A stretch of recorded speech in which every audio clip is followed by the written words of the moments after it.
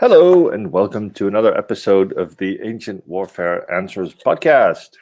I'm Jasper Oorthuis. I'm the editor of Ancient Warfare magazine. With me is Murray Dahm. He's the assistant editor. And today we're going to be dealing with another interesting question, and one where maybe we have to run a stopwatch or something like a chess clock, Murray. I'll talk very fast. Oh, okay. Celtic Ace, one of our new patrons, asks, that gives me a nice segue. If you'd like to support us doing this, then you can support us on Patreon. Go to patreon.com/Ancient Warfare Podcast. And there's now an option to actually get the magazine in print or as a digital magazine if you support us at the Optio or Centurion levels. Celtic Ace, then, a Centurion level patron, has a question about the phalanx. What would be the possible reason that style of warfare came about? It seems strange to use such a formation against infantry. Plus, why a 9-foot spear? So I guess we're talking about the later phalanx. I picture two phalanxes were to be fighting what would look like two bucks or stags fighting. Well, Murray. Well, there you go. So, short, fast answer. The development of heavy infantry warfare in ancient Greece obviously had developed the hoplite phalanx. In the early 4th century BC, there are multiple developments which are the deepening of the phalanx, the Thebans especially, who seem to go for a particularly deep phalanx. 25 ranks they use at the Battle of Delium in 424 BC. Xenophon says they're 50 ranks deep at the Battle of Leuctra, but that's almost useless depth in terms of pushing, because the people at the back aren't going to be able to add any impetus to anything. So 25 roughly. There's also trends under Iphicrates, according to Diodorus Siculus, that the spear is getting longer. Now, all of that may have influence on the later Macedonian phalanx, which is that, according to some sources, Philip II of Macedon is a hostage at Thebes at some point in the 370s, sees these developments in Thebes and says, right, I'm going to make those developments in Macedon when I become king.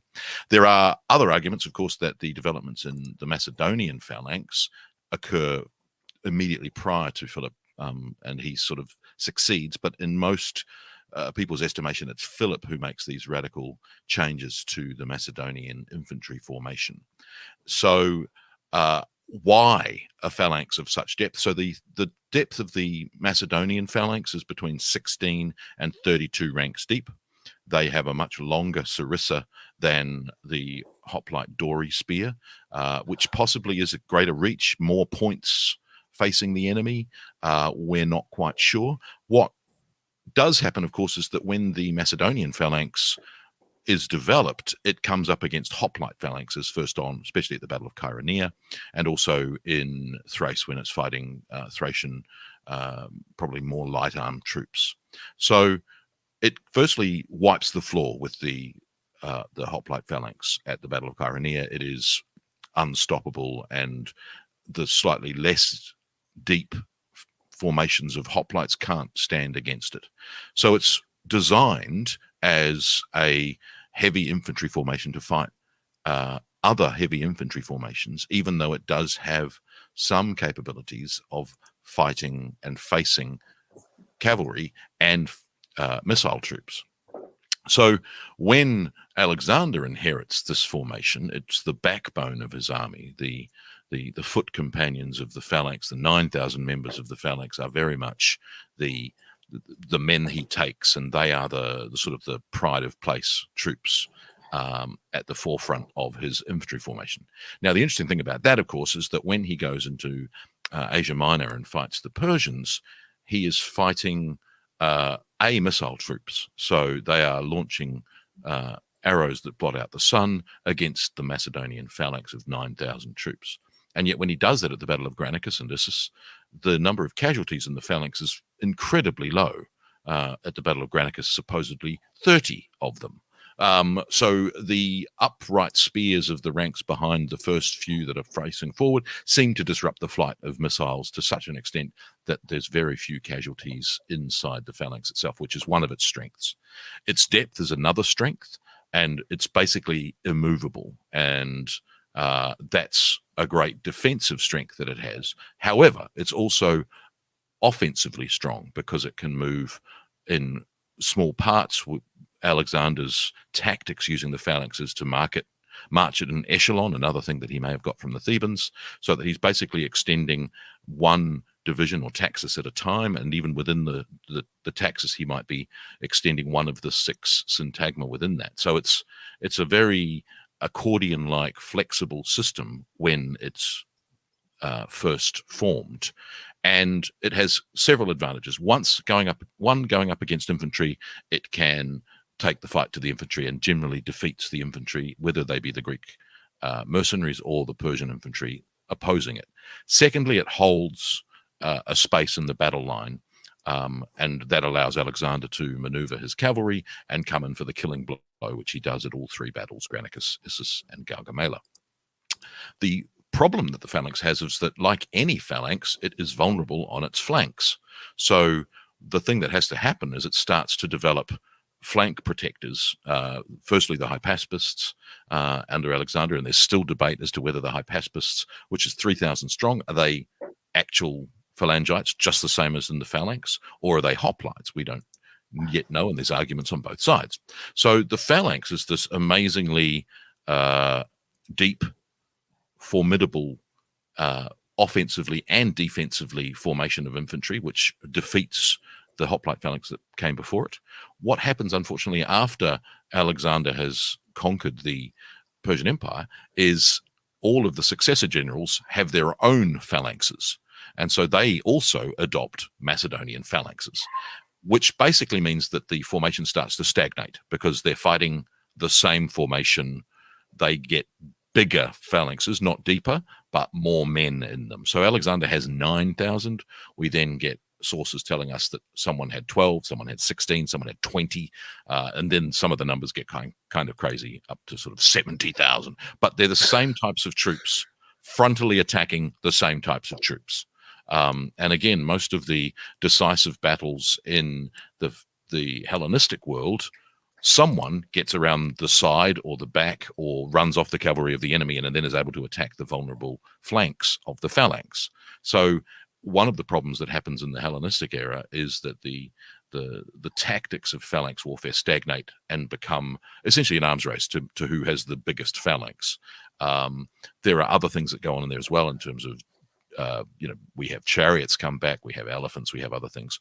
What happens when they meet the Roman legion is you've got a formation that, of course, has had several centuries of stagnation fighting against a different kind of flexible, better armored, better armed individual legionaries who are able to disrupt the phalanx. And the big disadvantage that they have is that when they fight the phalanx, especially at the Battle of Kynoskephali and the Battle of Pydna, on one, the phalanx is fighting on unfavorable terrain and it disrupts the formation of the phalanx, which allows the Roman legionaries to take advantage. And on the second one, the phalanx isn't even fully formed. So one of the disadvantages that happens over the phalanx is because it stagnates in terms of how deep it is, how many men there are, they're not thinking of it being a flexible formation that can adapt and adopt different sort of battlefield strategies. Whereas with Alexander's use of the phalanx, he is able to think outside the square and use his phalangites in different ways. And so it's one of the big disadvantages of the phalanx is that it's so successful that the successors of Alexander, who all want to be Alexander, but none of them are equal to Alexander's brilliance, is that they essentially try and do the same thing again and again and again and again, and they can't get there. So it does indeed become like two bucks or stags fighting, but it wasn't designed that way. It was designed as this flexible, impregnable hedge of long spears, which again, they get longer, which is another one. Oh, how can I make my phalanx better than this other phalanx we're fighting? I know. Longer spears. I've got longer spears. I can reach you before you can reach me.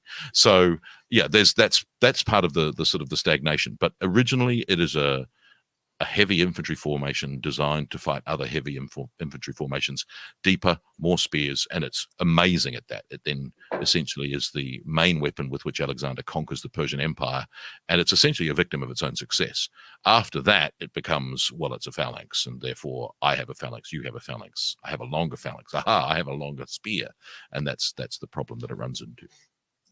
Well, Pyrrhus is thought to have maybe tried to emulate at least some of Alexander's flexibility by, at least in some reconstructions, by intermixing lighter Italian infantry in between his in between the units divisions. Yeah. So there, Pyrrhus is reputationally the next greatest general after after Alexander. There are other people who would argue that there are some of the early successors, whether it be Antigonus or Antiochus, that would take that mantle. But it's an interesting one because the overall effect is that it becomes a very dull, stagnated weapon rather than this amazingly flexible thing that it was to start with. Might also have something to do with the fact that our sources for the various successor wars in the 3rd century get pretty terrible. Yeah. Well, and of course, most of them are writing after the phalanx has been defeated by the Romans. So there's sort of a inexorable sense of doom that this is just not going to make it. Yeah. So. All right. Well, thank you. There you go.